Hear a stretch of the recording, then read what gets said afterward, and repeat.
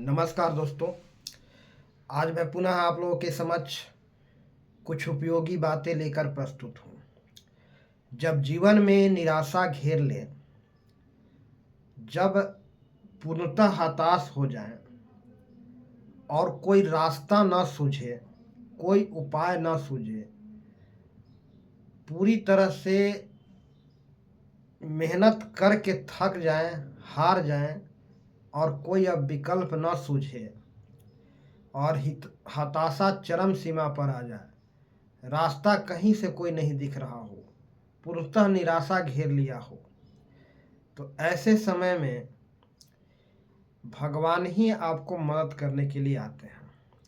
भगवान आपके लिए रास्ता खोल देते हैं, कोई न कोई उपाय आपको सुझाते हैं, आपकी समस्या वही हल करते हैं। तो जब निराशा घेर ले और पूर्णतः हताशा छा जाए, कोई रास्ता ना सूझे, चारों तरफ से मुश्किलें घेर ले और पूर्णतः हिम्मत हार जाए इंसान, तो वैसे समय में एक सूत्र वाक्य, एक मंत्र को मन मस्तिष्क में, अंतर मन में, स्मृति में लाना चाहिए और उस मंत्र को मन से, अंतर मन से जाप करना चाहिए। वह मंत्र मैं आपको यहाँ बताने जा रहा हूँ। वह सूत्र वाक्य जिसको हम मंत्र कहते हैं, वह इस प्रकार है। जब तुमसे न सुलझे तेरे उलझे हुए धंधे, भगवान के इंसाफ पर सब छोड़ दे ए बंदे। खुद ही तेरा मुश्किल को वो आसान करेगा, जो तू नहीं कर पाया वो भगवान करेगा। इसका अर्थ है कि जब इंसान अपनी मेहनत से थक जाए, पूरी तरह से मेहनत करके थक जाए, पूरी तरह से अपना दिमागी संघर्ष करके थक जाए, संघर्ष और हर तरह से विफल हो जाए, कोई रास्ता नहीं सूझे और समस्या का हल ना निकले, तो उसे निश्चिंत होकर ईश्वर पर भरोसा करना चाहिए। पूर्णतः अपने आप को ईश्वर को समर्पित कर देना चाहिए। वही उसका रास्ता खोलेगा, वही उसकी समस्या का हल करेगा। पूर्णतः ईश्वर को समर्पित हो जाना चाहिए। तो इस कविता में मुख्य संदेश यह है कि जब जब रास्ते बंद हो जाएं तो ईश्वर मार्ग खोलता है। जब रास्ता बंद हो जाता है तो ईश्वर कोई ना कोई मार्ग खोलता है, कोई ना कोई रास्ता सुझाता है। यानी कहें कि यह पूर्णतः समर्पण को दर्शाता है कि आप पूर्णतः हिम्मत जब हार गए हैं, अब कोई निराशा घेर लिया है, पूर्णतः हताश हो गए, अब कोई उपाय नहीं सूझ रहा है, कहीं से कोई रास्ता नहीं सूझ रहा है, तो आप ईश्वर को समर्पित हो जाए, पूर्णतः ईश्वर को छोड़ दे, वही आपकी समस्याओं को हल करेगा। अपनी चिंताओं को ईश्वर के भरोसे छोड़ दें और निश्चिंत हो जाए, ईश्वर के इंसाफ पर छोड़ दें और निश्चिंत हो जाए।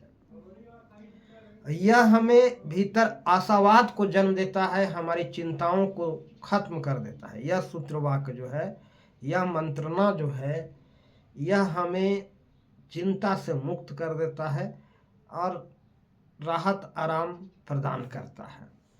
भगवान मुश्किल जरूर आसान करते हैं, आप उनके प्रति समर्पित हो जाएं। आपसे तो कुछ अब होने से रहा, आप कुछ कर ही नहीं सकते, आपके पास कोई रास्ता ही नहीं है, अब कोई उपाय नहीं है, तो फिर उनको छोड़ दो। ईश्वर कहीं न कहीं आपके लिए इंसाफ करेंगे। यदि आज आप चारों तरफ से मुश्किलों से घिरे हुए हैं और कोई रास्ता नहीं है, तो ईश्वर मान के चलो कि आपके लिए कुछ अच्छा सोच रहा है, कुछ अच्छा करने जा रहा है। इसलिए अभी आप इतनी दिक्कत, कष्ट, परेशानियों से जूझ रहे हैं, इसलिए जूझ रहे हैं कि ईश्वर आपके लिए कुछ अच्छा सोच रहा है, कुछ अच्छा होने वाला है। तो इस कविता हमें कठिन समय में मानसिक शांति और सकारात्मक बनाए रखने में मदद करता है। तो फिर से एक बार मैं कविता को दोहराना चाहूँगा।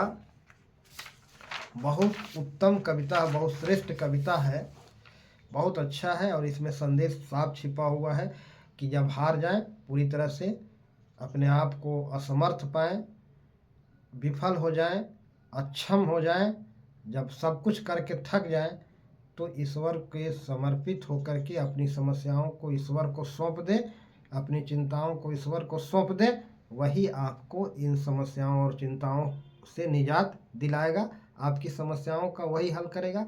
अब ले कहने का मतलब है कि मैं अब कुछ नहीं कर पाया, हार गया, थक गया, अब हमसे संभव नहीं है, आप ही इसको संभालो, निकालो मुश्किल से। इस भावना से ईश्वर को सौंप दे, सारी समस्या ईश्वर को सौंप दे और अपने को निश्चिंत हो जाए। तो यह कविता पुनः एक बार में बहुत सुंदर कविता है, एक बार दोहराना चाहूँगा। जब तुमसे न सुलझे तेरे उलझे हुए धंधे, भगवान के इंसाफ पर सब छोड़ दे रे बंदे, खुद ही तेरी मुश्किल को वो आसान करेगा, जो तू नहीं कर पाया वो भगवान करेगा। तो आज के लिए इतना ही। इन्हीं कुछ शब्दों के साथ मैं अपने वाणी को विराम देना चाहूँगा और अंत में तमाम दर्शकों को प्यार भरा नमस्कार बोलना चाहूँगा। सभी को प्यार भरा नमस्कार। जय हिंद, जय भारत, जय श्री राम।